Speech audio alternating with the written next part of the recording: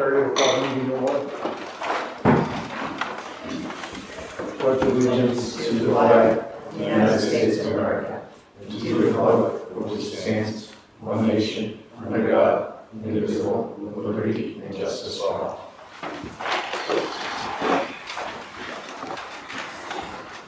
First item on the agenda will be approval of the April 26th meeting minutes.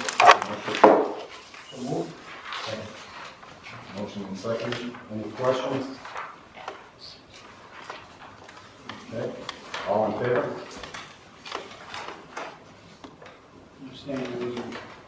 All right, Dan.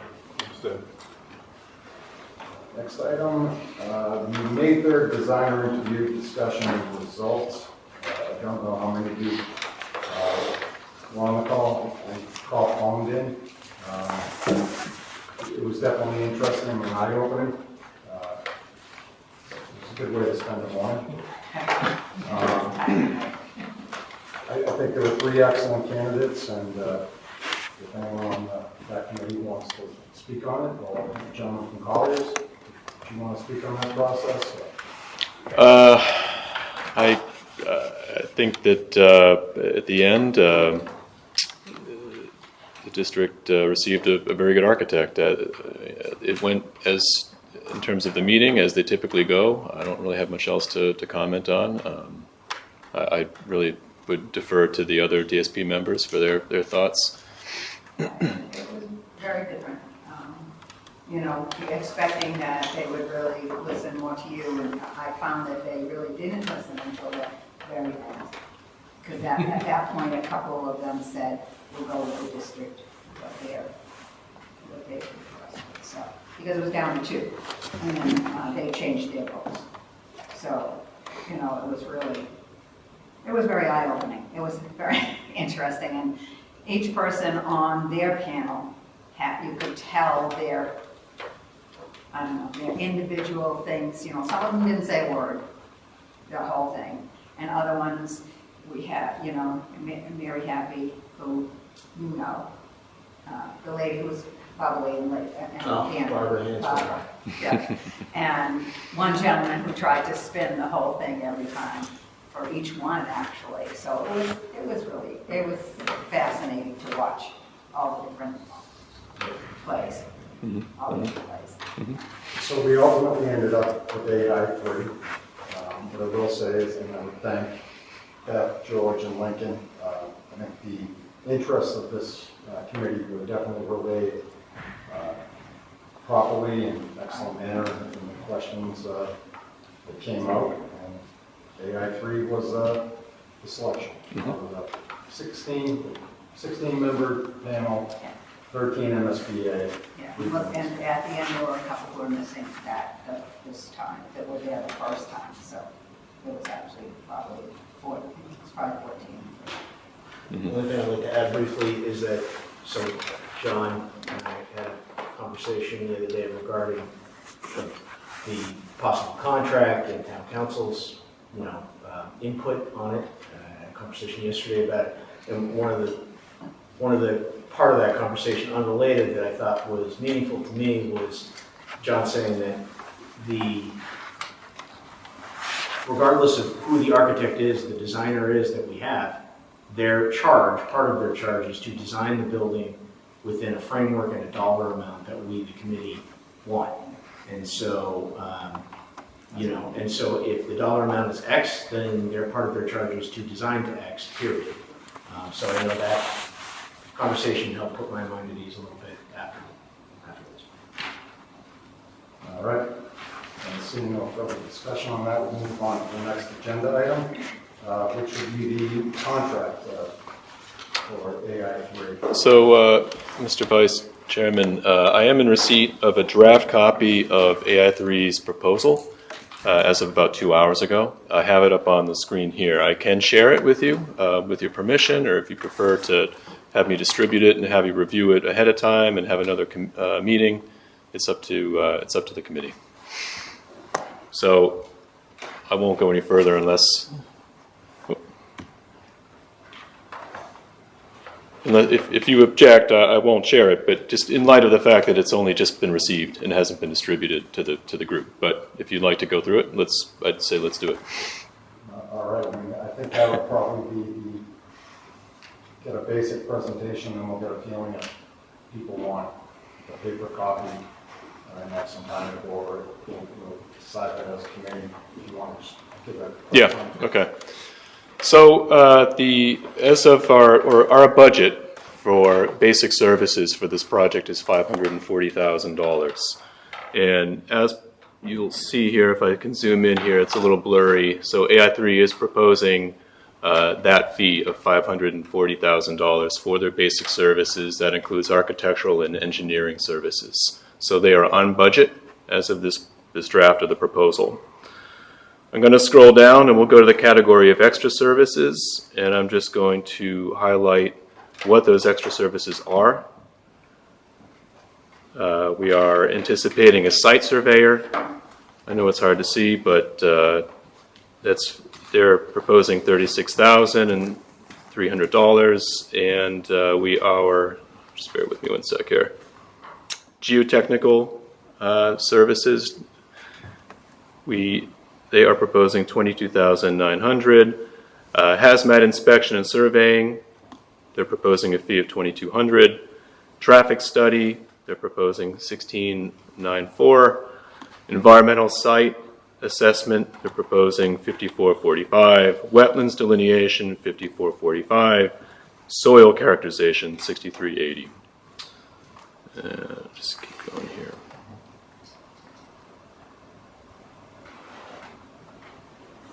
So the total for their extra services is $95,700. That is slightly above what was under our budget. To be more specific, $12,500 above the district's budget for extra services. However, I will note that when you add that onto their basic services fee, and you take into account Collier's OPM fee, which was significantly under what was budgeted, we are still within the overall $850,000 project budget, giving us an extra amount of $34,323 total that we would call contingency. And having just received this a couple hours ago and having shared this with my director, we are at this time comfortable with having that as a contingency. But we wanted obviously to present it to the committee, have you folks discuss, and then go from there. So there were a lot of to be determined costs there. yeah, let me just go up here. All right, so these phase 2, those items listed as phase 2 as opposed to phase 1 would happen after this phase of the project. So we would not be anticipating those services to take place during feasibility and schematics.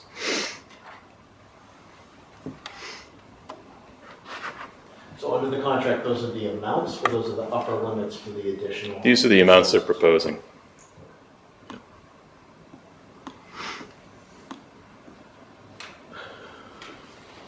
So again, we're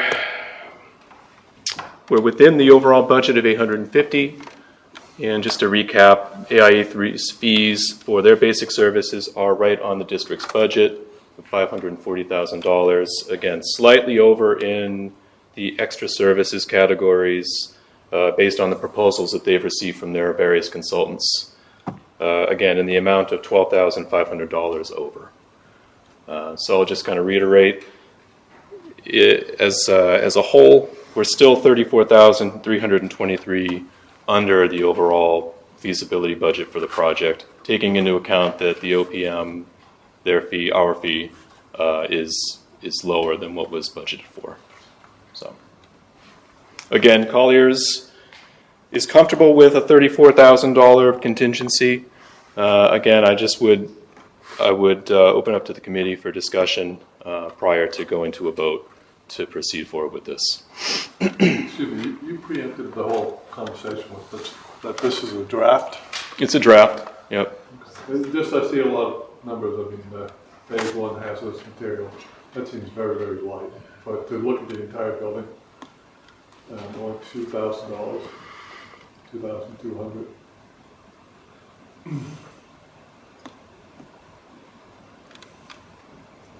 just don't know how, you know, if it's only a draft, we should probably vote on the real document, not a draft. That's my opinion. John, do you negotiate with them at any point now, or you don't, that you just take their proposal and say whether it's accepted or not? Or? No, we can certainly negotiate. No. That's an option.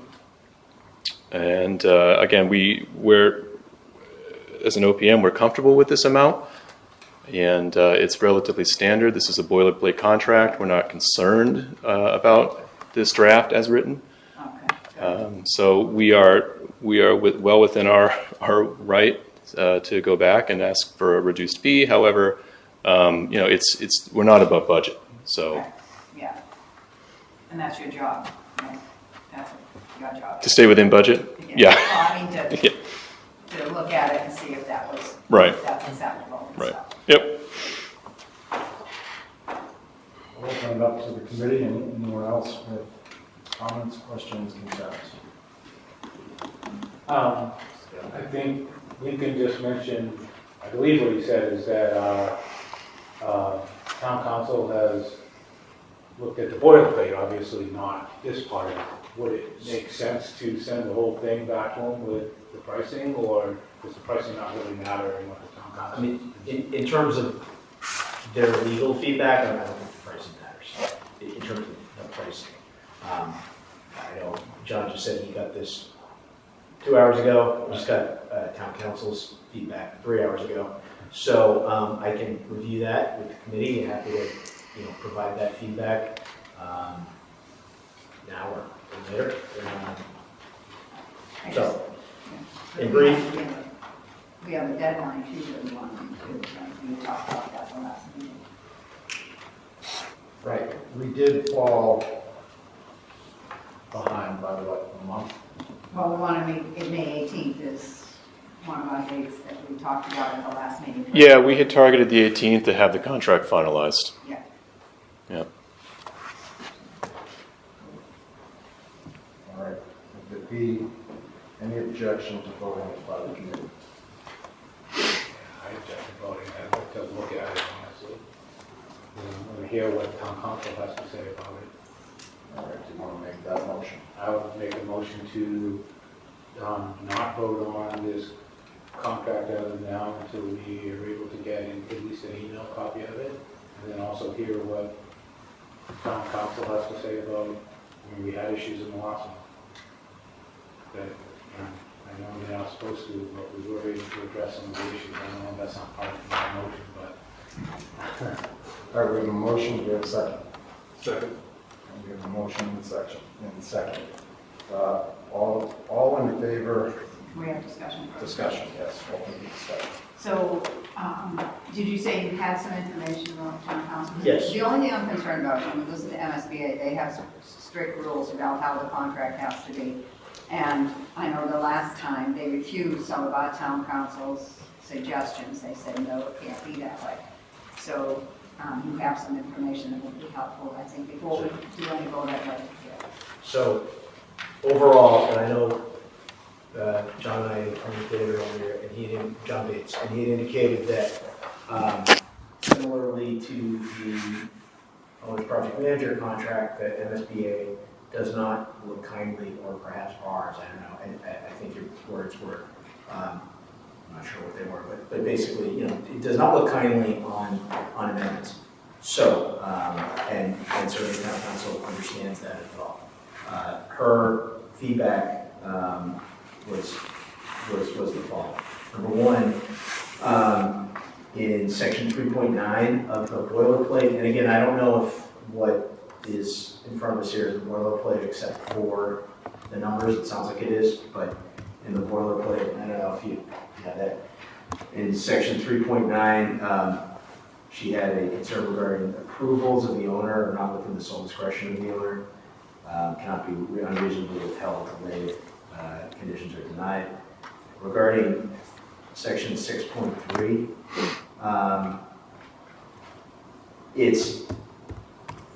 She would like to seek clarity, if it was possible, regarding the items in attachment A, and to have clarity on which consultants are paid from the designer's fee, and which are reimbursable or not reimbursable. It sounds like that is addressed in part by the other broken out figures, but I don't know if it's, without having the final proposed, I don't know if that's fully addressed in section 6.3. Section 6.32, just a discussion on that the boilerplate language does not allow for withholding of payments on unresolved claims of the owner against the designer, and that mediation is required first. And she had a concern, again, I don't believe these concerns so far are deep concerns, but she had a concern that normally in a contract, we would not be forced to go to mediation first, that we could go to court first if that's what the owner, school district wanted to do.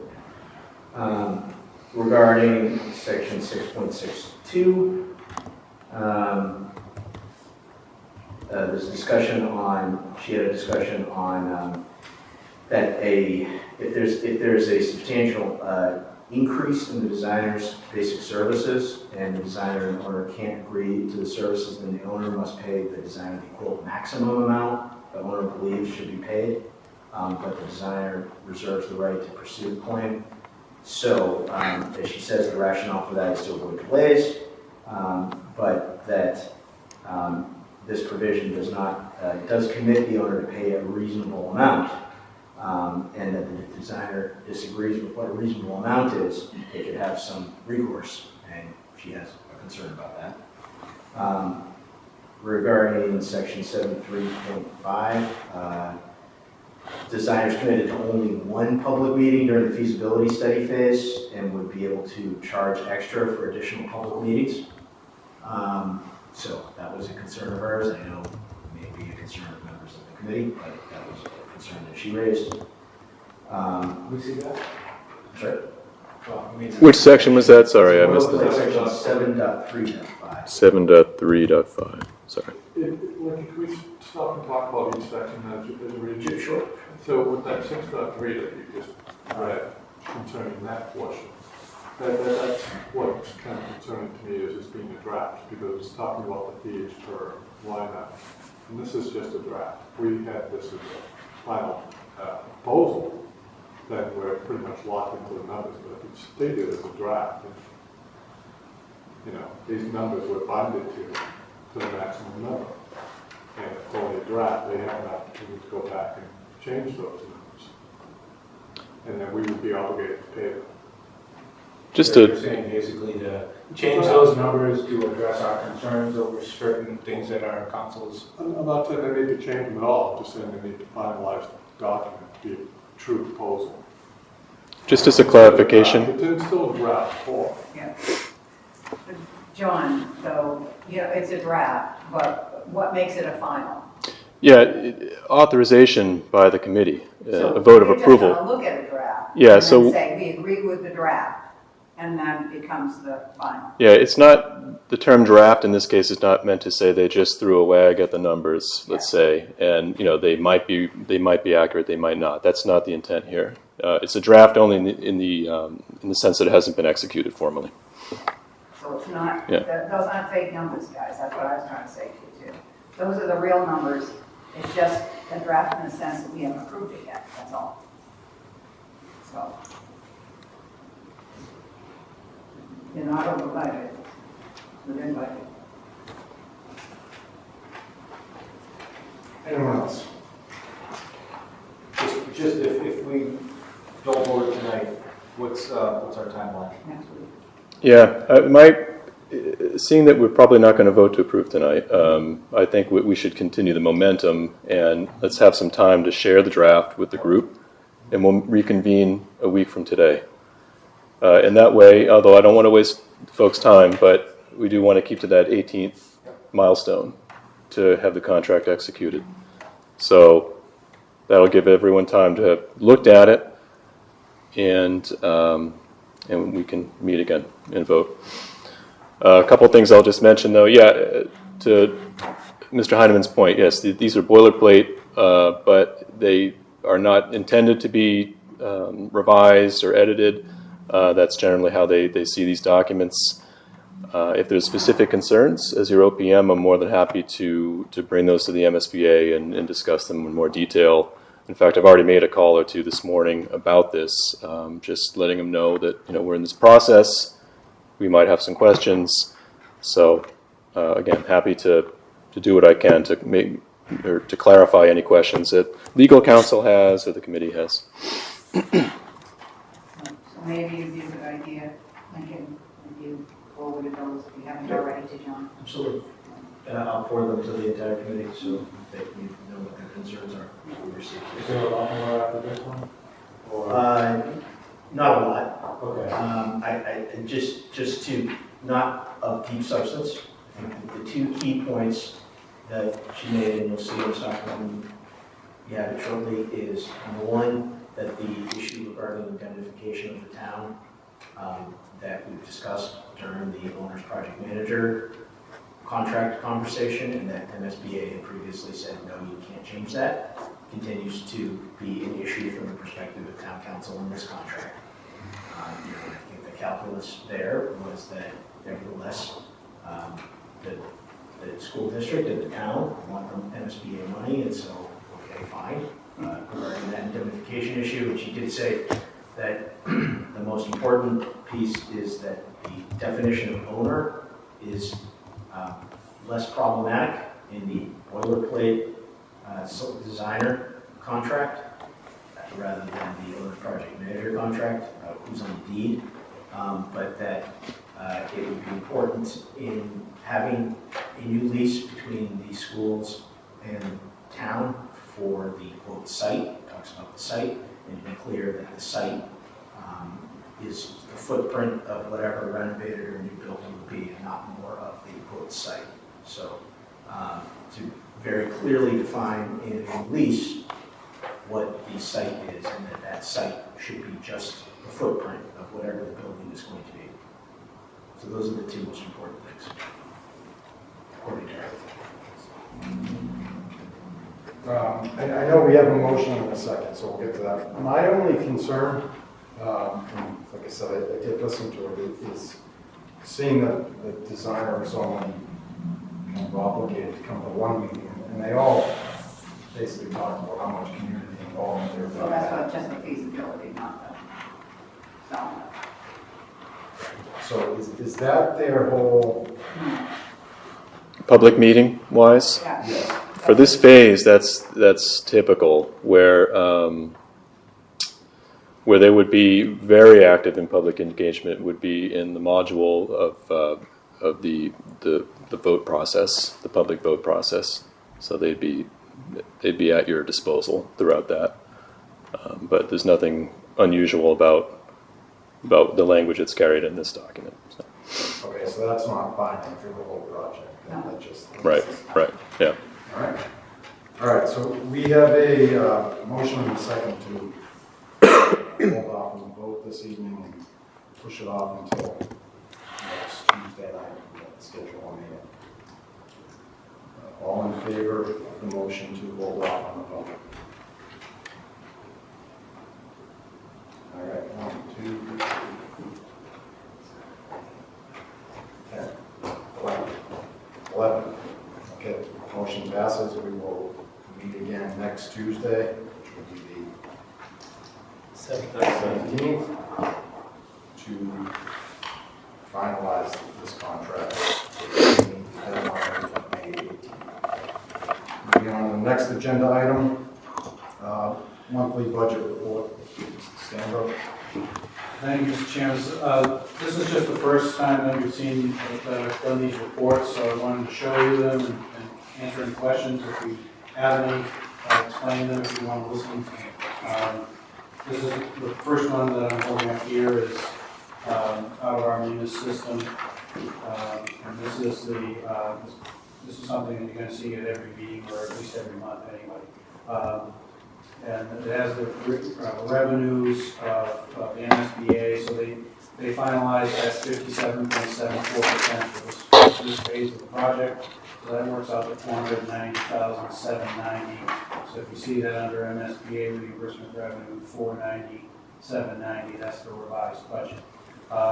Because our budget is $850,000 by Whitman Town Meeting, the other amount, which says bond revenue, is really bond anticipation revenue, that would be the difference, which is $359,000. And then below that is all the lines that were in ProPay, the MSBA's ProPay system of their approved budget, and the line and the groupings that they have within the ProPay system. So feasibility, other expenses of $49,000, and you can leave the rest of services, architecture and engineering services, environmental and site testing. So, and then so that column is the budget column, 850,000 in, 850,000 out.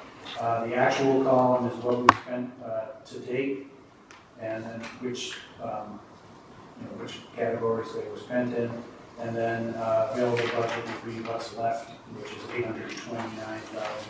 $829,396 we just got a bill from April's Colliers bill just came in at around 11 o'clock today, so that's not on here. We have to talk about really on the general ID number. So that's kind of how to read that very quickly, that report. The second report that I'm proposing to put forward is just kind of a running total of where everything is being spent, and it's this one. And again, the one we're going to talk about tonight is not here, they just got it today. Who we paid on the top, if we got any revenue, we haven't got any revenue yet. And then the expense categories, just like what it says on the sheet.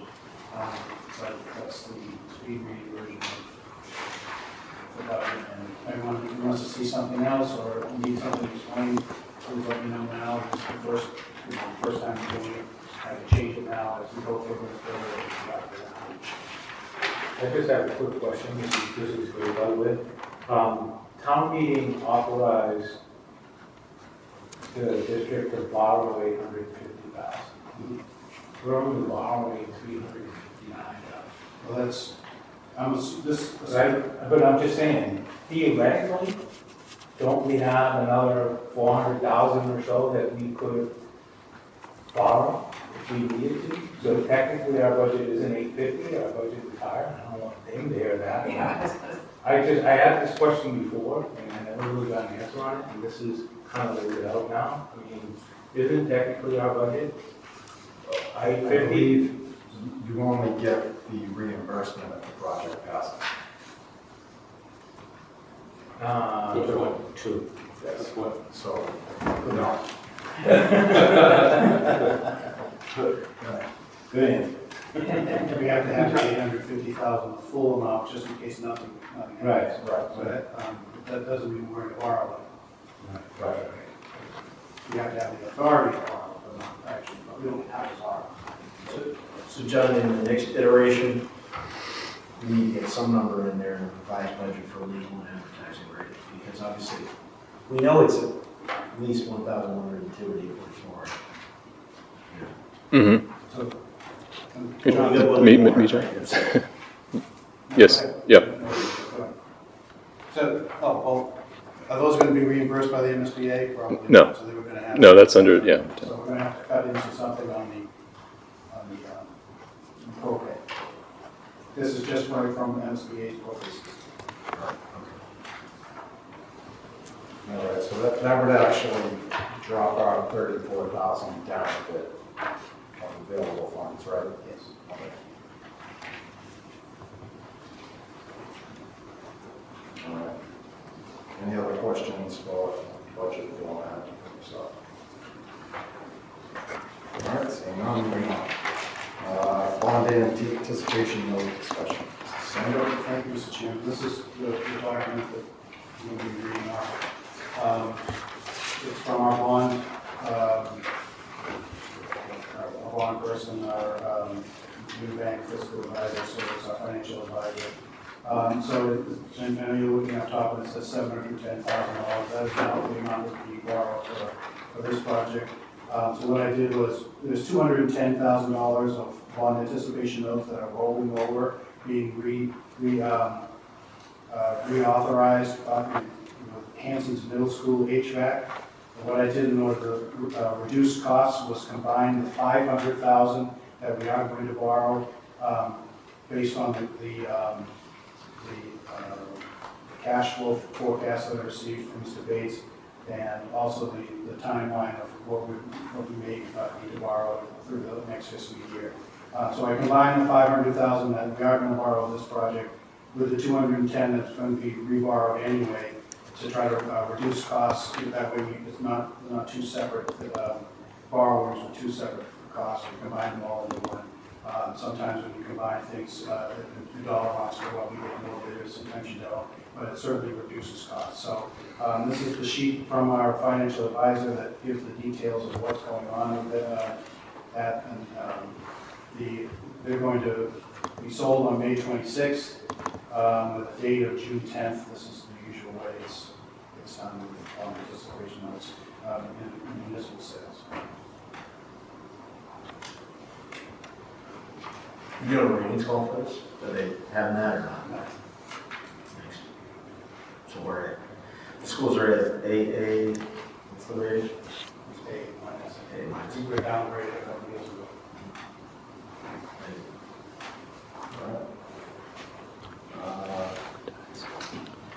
Yeah, Mrs. Canberra, next item, feasibility study account and invoice approvals. Okay, this one came in around 11 o'clock today, that's why I wasn't in any paperwork. This is Collier's April invoice. This one right here,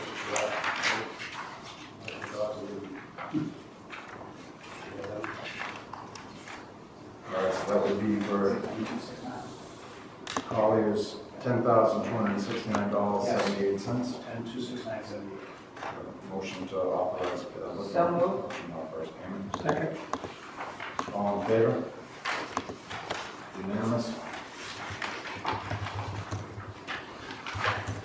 Okay, so just to reiterate, we're going to meet 17th, next Tuesday, 4:30. Time. And I would say entertain a motion to adjourn. Move. Second. All in favor? Thank you, everyone.